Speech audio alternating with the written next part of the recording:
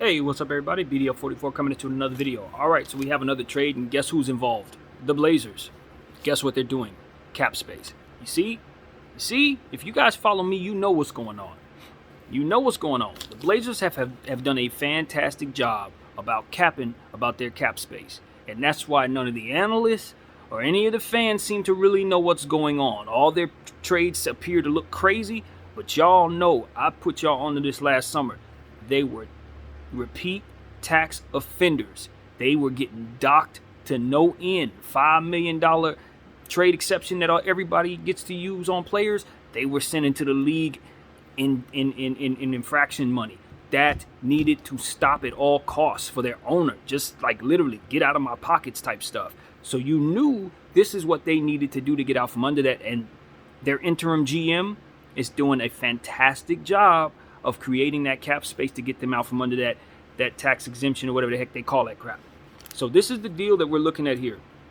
The Blazers are going to be getting the expiring contract of Joe Ingles. As we know, Joe is out with the knee, so he's not going to play a single second for them. And that's a 13. I think his deal was $10 million. It's going to immediately come off the books or something like that. But whatever it is, it's expiring free cap space at the end of the year. And a guy by the name of Elijah Hughes, who when I did the trade tracker, it said he's a trade exception. So he's like a $1 million deal, also coming off of the books at the end of the year. And they get a second round pick as well. So they're getting assets and cap space. The Spurs are getting Thomas Satoransky and a second round pick, 1 second round pick and Thomas Satoransky. I'm not sure the framework of these picks that are going to the Spurs and the Blazers, but they're second rounders, who knows. And the Jazz are picking up players. They're getting Nickeil Alexander-Walker, and Rancho Hernan Gomez. So Jazz getting Nickeil Alexander-Walker is fan-freaking-tastic, okay? Fan-freaking-tastic, because this is a player who is very, very good. Thank God he didn't land in Portland because he wasn't going to get the playing time. But going to Utah, they can use him. Now you got a player in Utah that can do some wiggly things, create for a lot of different players and do just different stuff, play a little defense.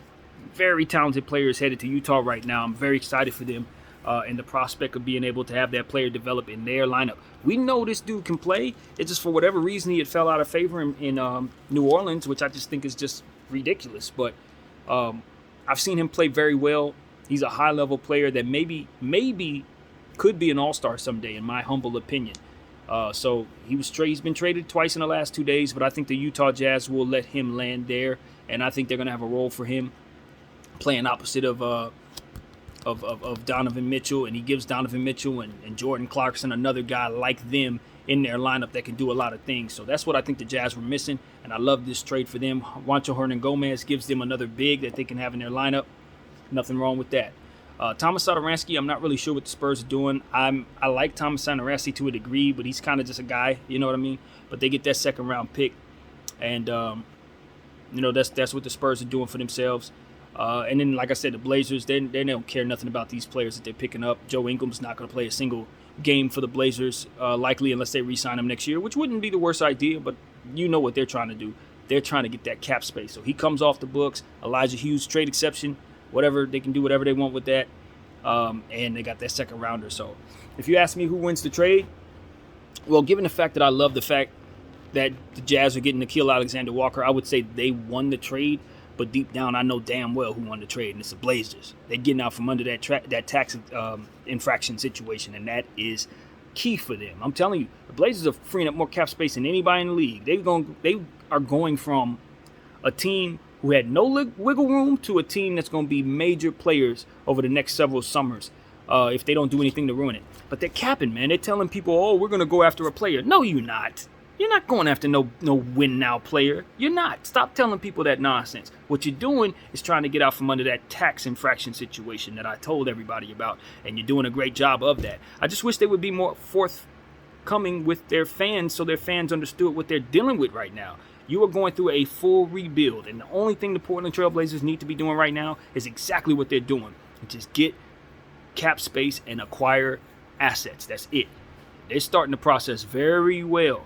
And it's not something to be ashamed of. It's not something to hide from. It is actually the beginning of a good thing for yourself. So be encouraged, Portland fans.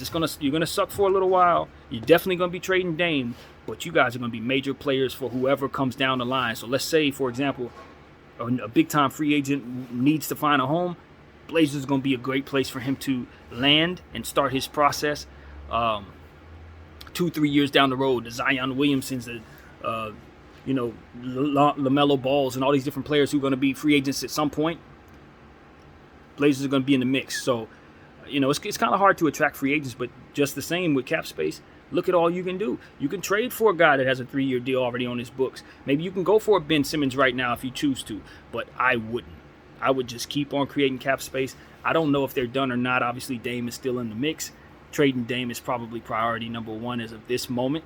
But even if they don't move Dame, even if they don't, they've done their job because they have created cap space. So, this is a great day for Portland Trail Blazers fans. Unfortunately, a lot of their fans don't know it. They just don't know. They've done a good job of hiding this from everybody. But I have let you know.